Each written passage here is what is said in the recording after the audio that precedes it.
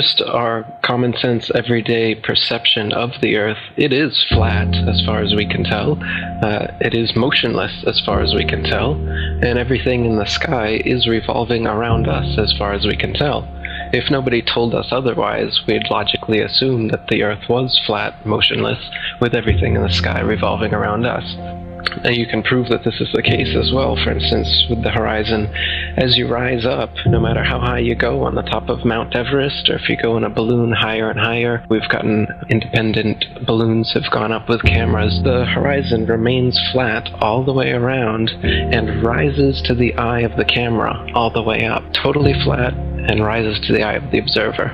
So that's one proof. Now, if the Earth were a ball, no matter how big, the horizon is said to be the curvature of the ball. If you were to go to NASA, it's all fraud, it's all fake. Pretty much everything NASA puts out is fraudulent. There are no images of Earth from space. Put an end to this topic once and for all, turn the Hubble round and show us Earth in real time, but they will not do it. They can't do it. It doesn't exist. It literally doesn't exist.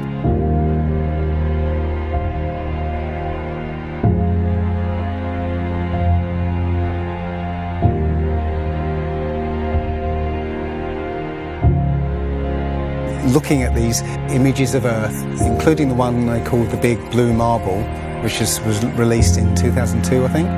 Zoom into it with Photoshop, you'll see where they've used the clone tool in Photoshop to take a picture of one of the clouds and stamp it in various places around the picture. They got lazy. If the Earth is 25,000 miles in circumference, there must exist a curvature drop of 8 inches times the mile when you square the mile. 1 mile means there should be an 8-inch curvature drop. 2 miles, 2 times 2 times 8 is 32. That's 32-inch drop. 3 miles would be a 72-inch drop. And this would exponentially continue. Here's the longest bridge in the world, the Danyang Kongchon Grand Bridge in China. 102.4 miles long. There should exist nearly 7,000 feet of curvature drop in that bridge. 7,000 foot curvature drop. Do you see it? It ain't there. Look at the horizon. It's flat. You can see in that dive shot that the inside camera, the horizon is completely flat. Then it goes to the outside, and you got a huge curve. But when you're looking at some of the amateur balloon footage, some of it's lens corrected and it's completely flat. And others, like the GoPro stuff, the horizon will fluctuate as the camera spins and tilts. The horizon will go convex and concave. A lens effect. It's obviously not the horizon shifting every 2 seconds as the camera jumps. Yeah. And when it's still, you can see all the way up, totally flat.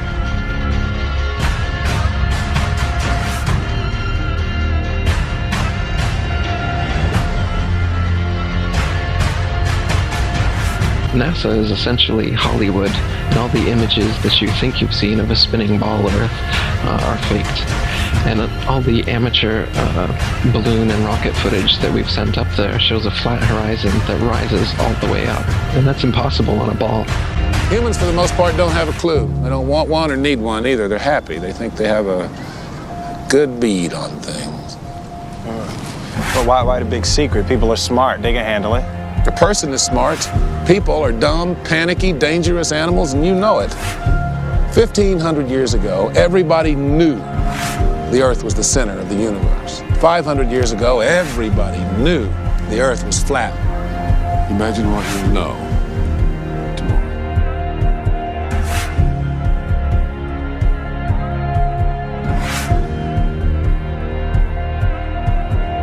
The horizon, for instance, is always completely flat, and you don't feel any motion.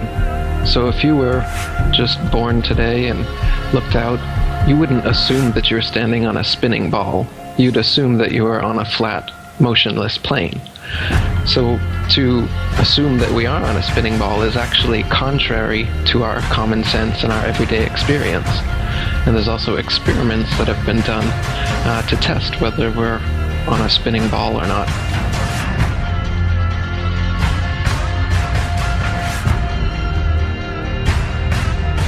My question was, why, if it's a flat Earth, why couldn't you stand on the coast of California with a telescope and see Japan or Hawaii or something? And I think you know the answer to that. I'll let you answer that. Yeah. You can't see an unlimited distance. The lowest layer is the densest and not transparent. So if you imagine like a hot, humid day, the haze over a road, all telescopes will eventually blur out in that same kind of way due to the air. So no, you can't see an infinite distance. Is the Earth flat or round? It's round. Okay, now let's see. How do we go about proving that? Go to the seashore. Go to a seashore. Watch as ships sail away. They don't disappear all at once. No, first, the bottom will disappear. See, the bottom of the ship is gone. Now we can see midway up, and then the whole thing disappears. Now, ships came back. They didn't fall off the table. So people realized that the world is curved. I mean, it's a big curve, but it's curved. So, the process of testing claims, the world is flat, the world is round, is what we call science. Now, if you have a claim that can't be tested, that's what we call pseudoscience. Extraordinary claims require extraordinary proof. Extraordinary claims require extraordinary proof. Boats don't disappear over the curvature of the horizon. Boats disappear due to perspective. All you have to do is go to the beach, watch a boat disappear from your eye, and then whip out your telescope, your binoculars, or your high-powered zoom on your camera, and you can pull the entire boat right back into view. Whole mass and all. Yeah, that's right. You think the boat disappeared? Just whip out your telescope, your binoculars, or your zoom camera. You bring the entire boat back into view, completely debunking everything Coy just told you. And here's my video proof. Extraordinary claims require extraordinary proof. Imagine that. You can debunk the curvature of the Earth yourself with just a simple zoom on your camera. Bye-bye, little boat. The flat Earth? Well, that didn't stand up to tests. The round Earth did. And you guys, come on. Everybody watches newscasts. You all use mobile phones. You all see airplanes fly around. You all go to see Ed Sheeran in concert one day in London, another day in Melbourne, Australia. This all depends on our fundamental understanding of the size of the Earth and its shape with extraordinary precision. What the fuck did you just say? The way we teach science is you're just some empty vessel and we pour the science into you and then you regurgitate it on an exam. Because Earth, we know it spins once a day, yes. Off to a great start. So you spin, when you spin pizza dough, it kind of flattens out. Yeah. Gets wider in the middle. And so Earth, throughout its life, even when it formed, it was spinning. And it got a little wider at the equator than it does at the pole. Not only that, it's slightly wider below the equator than above the equator. A little chubbier. Yeah. Chubby's a good way. It's like pear-shaped. Yeah. So, it turns out the pear-shapedness is bigger than the height of Mount Everest above sea level. Well, let me just so you understand. We've been fed a lie our entire, I want to call it a lie. We've been fed. It's a point of view thing, I think. Earth has been misrepresented to us by science. Pear-shaped.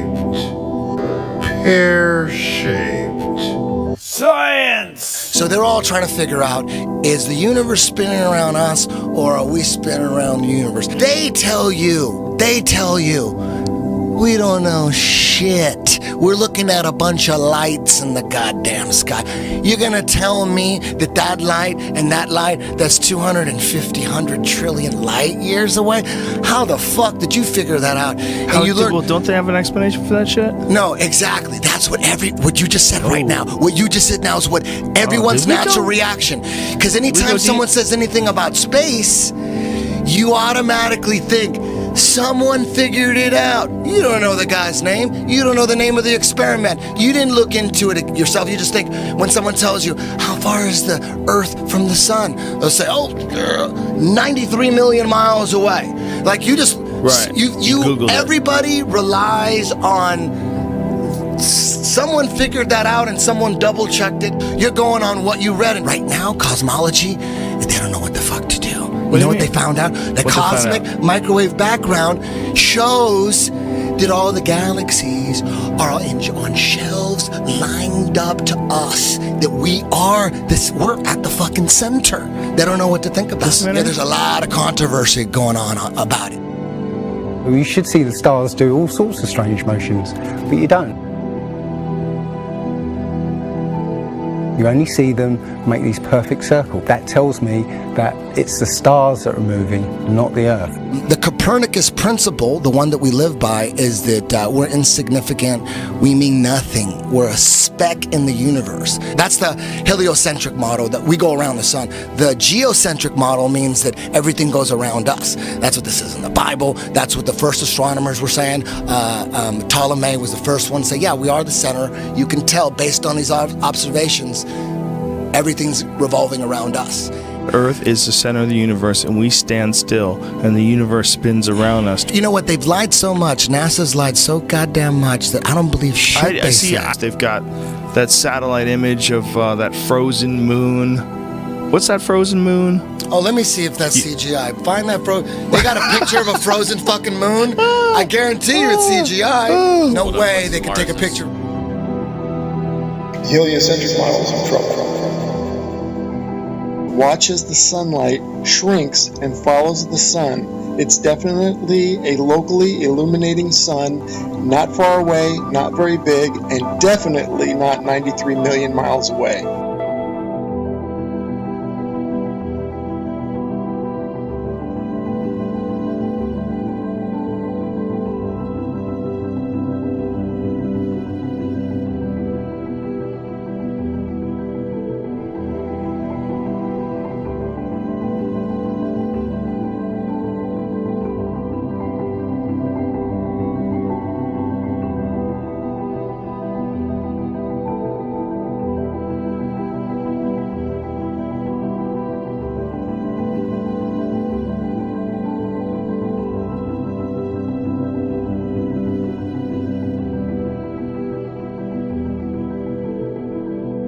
There's a place in Bolivia called Salar del Uyuni, which is a salt flat. It's literally 100 miles wide one way and 80 miles across. And it's perfectly flat. And when it rains, literally you get an inch of water and it looks like a perfect mirror. Now, how does that happen on a sphere? Yeah, it shows you that, if you're one end of this salt flat, you can see perfectly clearly the other end 100 miles away. So it's just showing you that, the Earth is flat, and without the effect of the waves in the sea, you'll be able to see a whole lot further.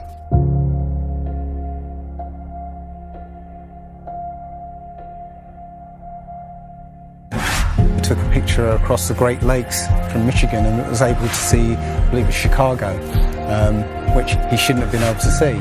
And the television station basically said it was a mirage. I found this photo, Randmere State Park. This is from Joshua Nowicki, and what you're seeing here is a mirage. We typically would not be able to see this from the Lake Michigan shore. We talked about this last night. Conditions are right on the lake that we're actually seeing a mirage of the Chicago skyline. Warning, bullshit alert. very interesting here. Here's what's happening. This is a good example of a superior mirage. So Joshua was on the Lake Michigan shore. He was looking towards the west, and Chicago's beyond the horizon. Should not be able to see it. However, with the right conditions, we have an inversion. We have cold air near the cold lake water and some relatively warmer air above it. This will bend the image of that skyline back towards the viewer. And so typically we would not be able to see this. This image would be viewable from much, much higher in the sky. They always say it's a mirage, but for a mirage to happen, you have to have very specific atmospheric conditions. It's not a mirage. It's simply that you're looking across a plane.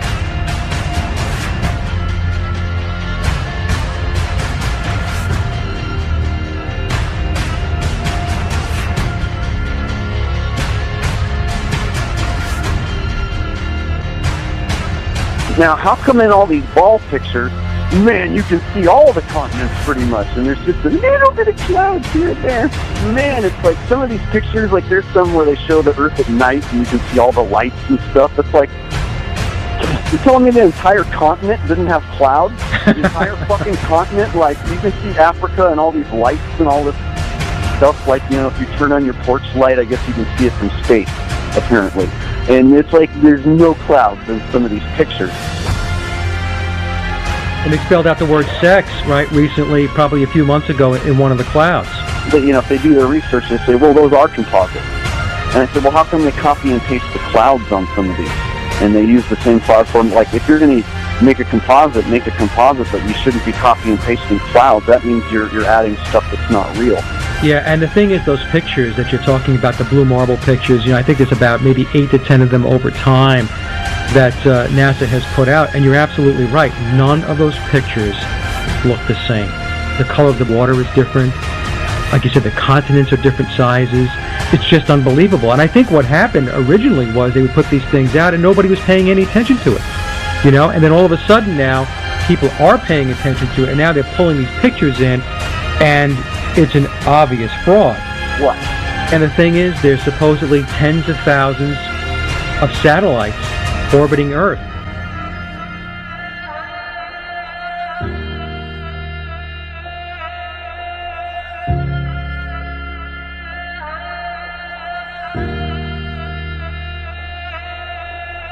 We can't get any close-ups of Earth. We can't get a view of Australia with the buildings upside down.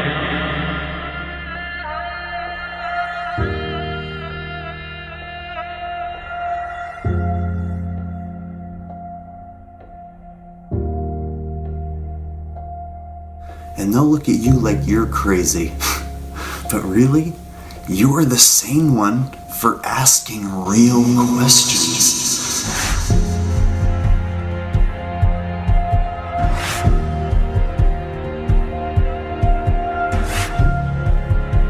They're the fucking idiots for just repeating school book bullshit. That's how it works. I was taught school book bullshit in public school, and somehow I was able to break free and free my mind. You know how I did it? I watched NASA rockets explode a bunch of times.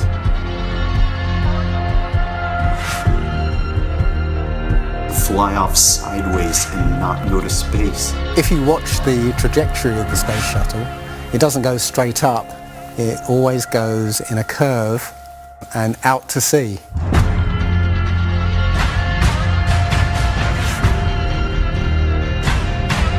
The point is, they actually go horizontal. The space shuttle goes horizontal. It never goes any further up. It goes horizontal, very, very low down in the atmosphere.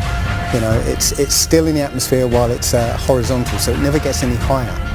And it goes out of sight, not because it goes too high, because it goes too far downrange. And they have a plane that's mocked up to look like a space shuttle.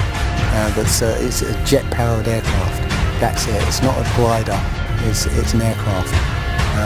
And that's what they're fooling us, taking billions of dollars in and giving us images and fake planes for that $10 billion, however many billions of dollars it is. What goes up must come down.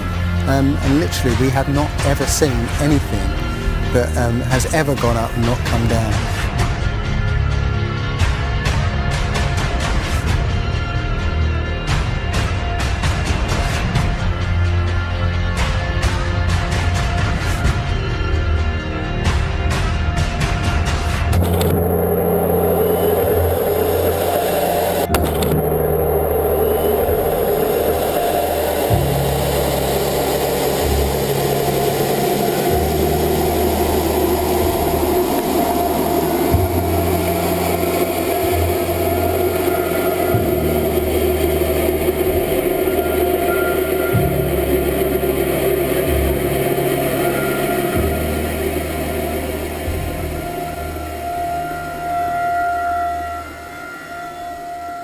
One thing I really want your generation to embrace is that the Earth is a closed system. We cannot leave the Earth. There's no place to go.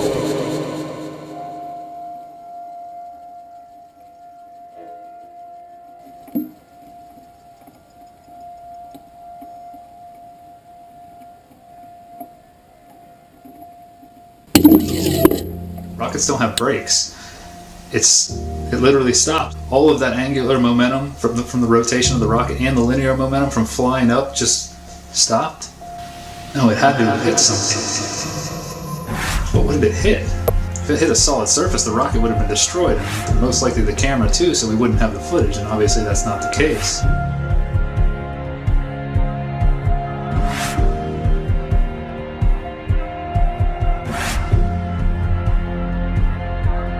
Kicks and deals. It's a long fly ball going back, and the ball shatters the sky, bringing the ocean itself down into the stadium. Oh, Simpson just broke this dream's reality wide open. I know we have still not shattered that highest and hardest glass ceiling, but someday someone will, and hopefully sooner than we might think right now.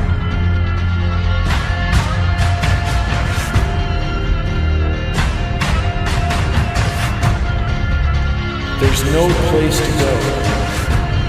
Although we weren't able to shatter that highest, hardest glass ceiling this time, thanks to you, it's got about 18 million cracks in it. And it may be hard to see tonight, but we are all standing under a glass ceiling right now. People figured out that we were an enclosed system. The more advanced we got, it would be the biggest thought on our minds. That's all we care about. You could make a wildlife preserve 1,000 miles square. All people, all human beings would do is just be knocking on the fence constantly, going, why is this fence here? Who built the fence? Why are we in here? And so on and so on. Why do you think that Truman has never come close to discovering the true nature of his world until now? We accept the reality of the world with which we're presented.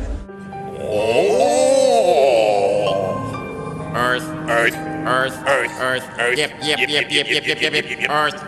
Yep. Earth. Yep. Oh. Earth. If you start here and you go around long enough in the same direction, you wind up in the place you started from. Yes, Thomas. Why don't we fall off when we walk underneath, Miss Sarah? Because of a force called gravity. What does gravity look like? Gravity is something we can't see, but we know it's a great invisible force that keeps us all here on Earth. It's a natural force that keeps us all from flying off into space. We were always told that the world is flat. You were told right. Don't listen to her. I've been patient with you, Sarah. Lord knows I've been patient, but now your words have revealed you. The law of gravity was discovered by Sir Isaac Newton in 1687. That's almost 200 years ago, Uncle Evan. But there is only one law. The law of God. What is gravity? You have no idea. Okay, next question. Wow. No, here's the difference. We can describe gravity. Okay. We can say what it does to other things. We can measure it, predict with it. But when you start asking, like, what it is, I don't know. Einstein, in an Einsteinian answer, we would say gravity is the curvature of space and time. And objects will follow the curvature of space-time, and we interpret that as a force of gravity. That's probably the best answer I can give to a what is gravity question, or why is there gravity. That's the best I can do there. I think that's a good start.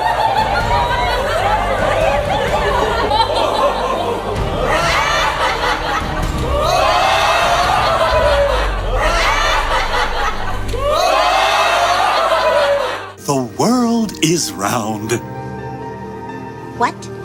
You know how everybody believes the world is flat, like a pancake? Well, they're all wrong. The world is actually round, like an orange. The world is an orange. And? And? Well, that's it. It's a great idea. It's one of my best ones. Yeah, but what kind of orange? Is it a navel or a juicer? What? Look, just sleep on it.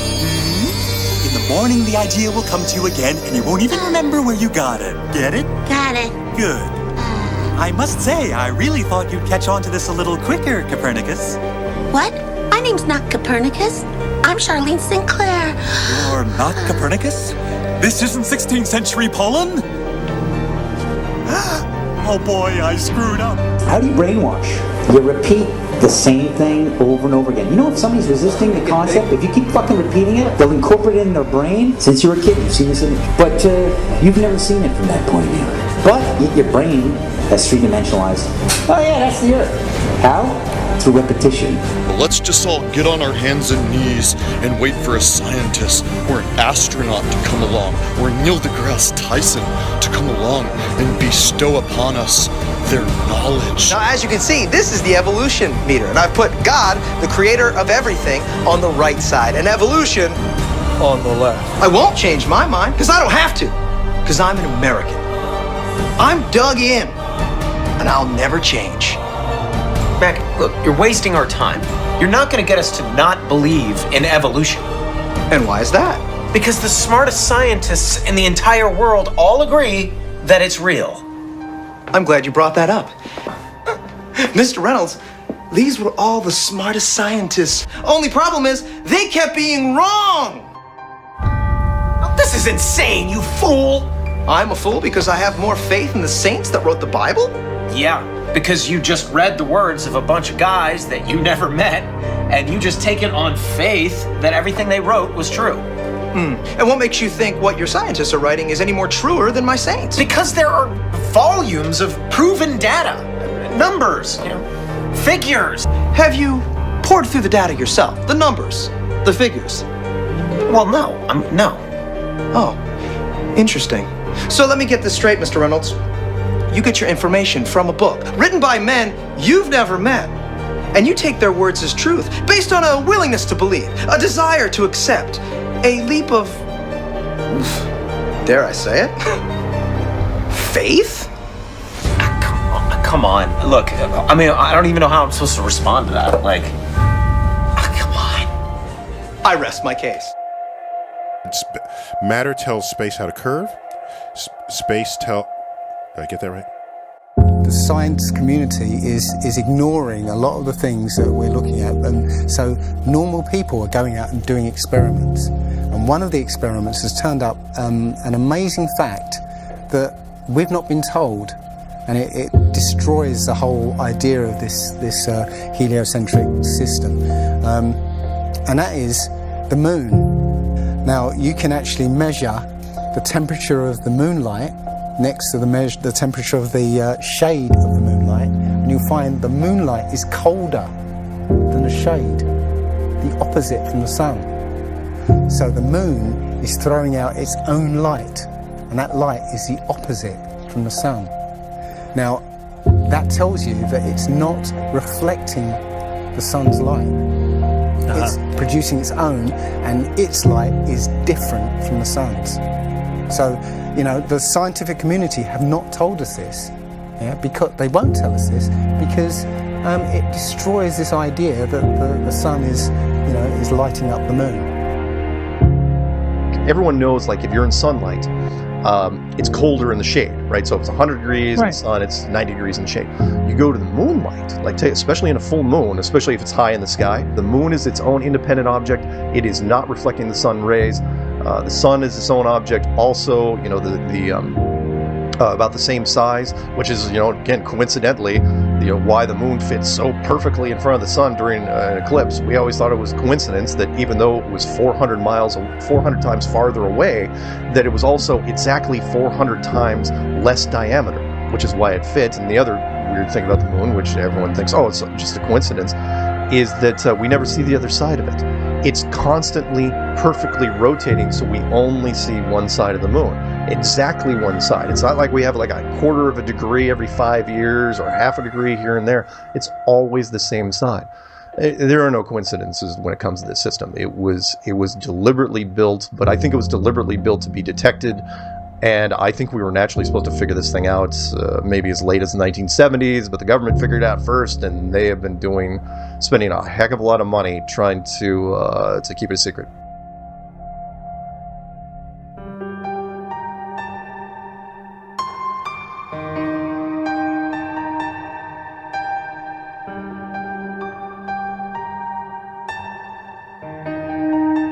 When I look at the people who signed the Antarctic Treaty, and all the nations that were down there doing whatever they were doing signed a treaty, and I believe it was 1958 or somewhere thereabouts, saying, nope, nobody can stake a claim to Antarctica, and if you're going to go down there, you can only go down there for scientific reasons under carefully restricted guidance, but it's not a free-for-all. Nobody can just, hey, I'm going to go check out Antarctica and do a high jump of my own. No, can't do it.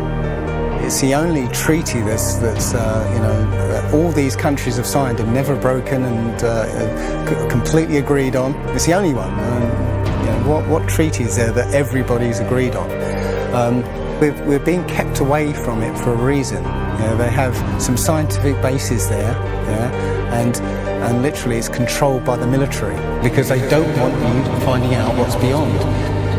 During 3 voyages lasting 3 years and 8 days, Captain Cook and crew sailed a total of 60,000 miles along the Antarctic coastline, never once finding an inlet or path through or beyond the massive glacial wall.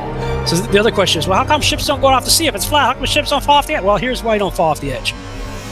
There's a 200 to 300 foot high wall that is the border that Scripture says is keeping everything in. Nothing's going past that. Because they don't want you finding out what's beyond.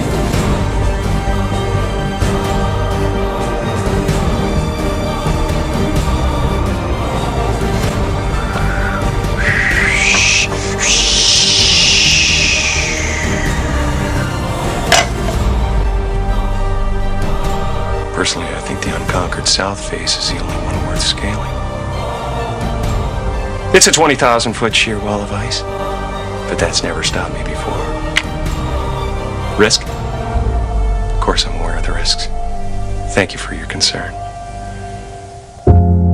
Here's the picture of the Earth from space. There it is. Since you were a kid, you've seen this image. But you've never seen it from that point of view. You've never seen that with your eyes from that scale of a model, that point of view, from outside of the planet's surface. Well, here's the first image that sold the whole thing. 1482. This is when they came up with this idea. We are on that thing. It's a ball. Hey, we should go to the North and the South Pole. We didn't do it yet. It's a fucking ball. Hey, nobody's even jumped up high enough to see if it is a ball. You can't do that. We don't have planes yet. It's a ball. You know what? We adopted this whole model 400 or 500 years before the airplane. 400 years before the airplane, pretty much. It was beginning in the 1900s. They went to the North Pole in the 1900s. This is 1482.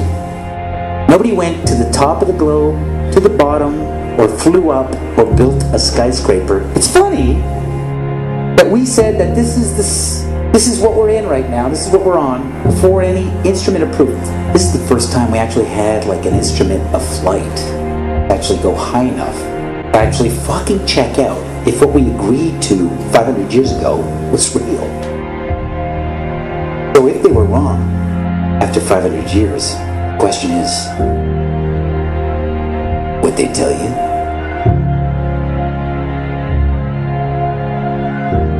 Newtonian physics, why objects move on a ball spinning 1,000 miles an hour while it's going 26,000 miles around the sun.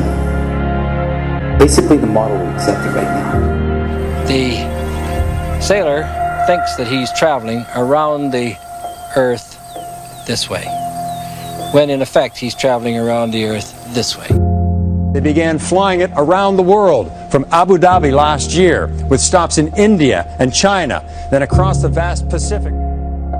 Does running around your neighborhood prove that the neighborhood is round? I was an airline pilot for Delta for 26 years. A pilot's primary flight instrument is his artificial horizon, which he has to be maintained level to keep from climbing and descending. From a cockpit, weather permitting, I could see hundreds of miles in all directions, viewing cities connected by roads across the flat plain as far as the eye could see. Nothing ever leaned. If a pilot is flying around the curve of the Earth, then he should be dipping the nose down, and every 5 minutes he should be dipping the nose down to stay around the curve. That's absolute proof that a plane flies over a flat surface rather than a curved one. But I went to the manufacturer of the artificial horizon, and they confirmed to me that it's completely mechanical, nothing electronic in it whatsoever. So it's literally just a gyroscope that can freely move.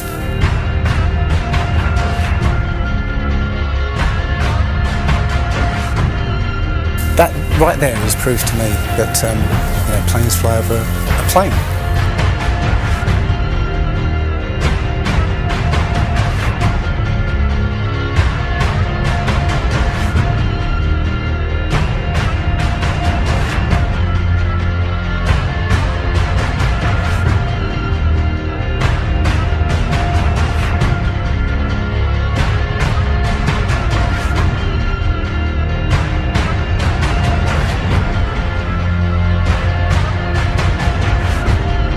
Flat Earthers, it's time.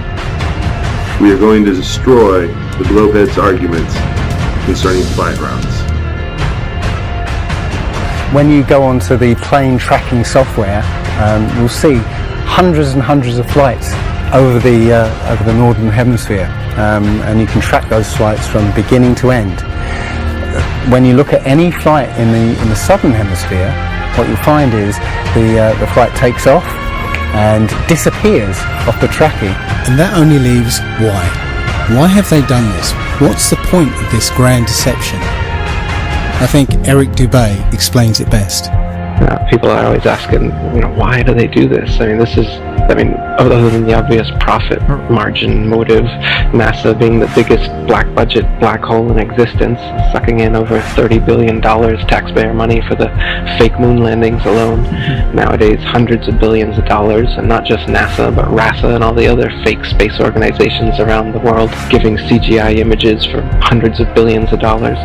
You want to put something in context. If you want to do something with $3.5 trillion, you can do whatever you want. Whatever you judge to be important to the profile of the nation that you are trying to just build and to sustain.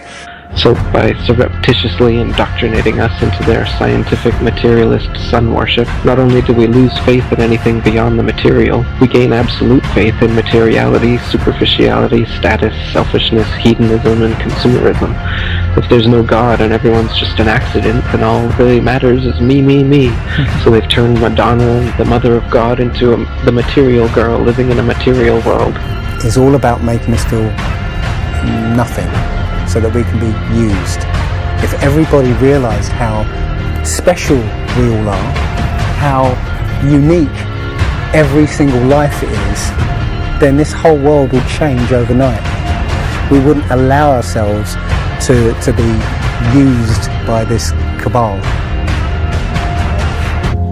I start from the supposition that the world is topsy-turvy, that things are all wrong, that the wrong people are in jail, and the wrong people are out of jail.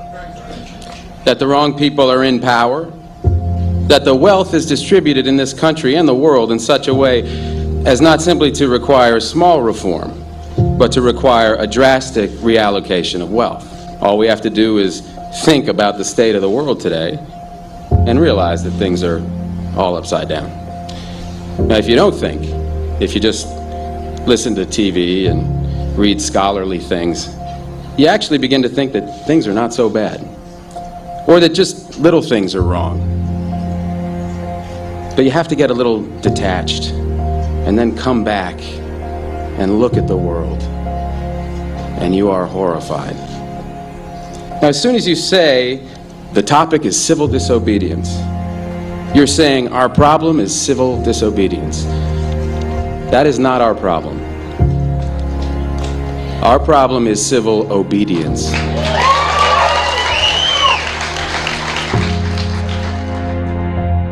I think all our society is run by insane people for insane objectives. You know, and I think that's what I sussed when I was 16 and 12 way down the line, but I expressed it differently all through my life. It's the same thing I'm expressing all the time, but now I can put it into that sentence that I think we're being run by maniacs for maniacal ends, you know. If anybody can put on paper what our government and the American government, etc., and the Russian, Chinese, what they are actually trying to do, you know, and what they think they're doing, I'd be very pleased to know what they think they're doing. I think they're all insane, you know, but I'm liable to be put away as insane for expressing that. You know, that's what's insane about it.